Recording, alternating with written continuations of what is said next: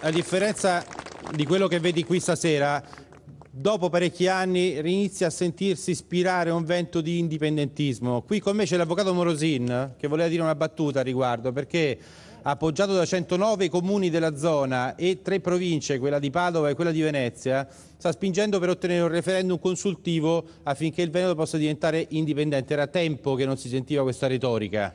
Sì, non è che stiamo spingendo, abbiamo compiuto atti concreti, importanti, formali, abbiamo presentato in Regione Veneto una proposta di legge che è in discussione, che ha come obiettivo l'indizione di un referendum sulla base di una norma sovranazionale del diritto naturale che chiede di interrogare i veneti sulla volontà di diventare indipendenti. Il quesito è perché vi è una situazione, ormai lo Stato ci ha abbandonato, lo Stato non ci rappresenta più, lo Stato non ci è più amico e noi non vogliamo più appartenere a queste istituzioni che ormai sono degradate, fallite, familiste, che hanno fagocitato le stesse leggi che dovrebbero difenderci. Grazie Nicola.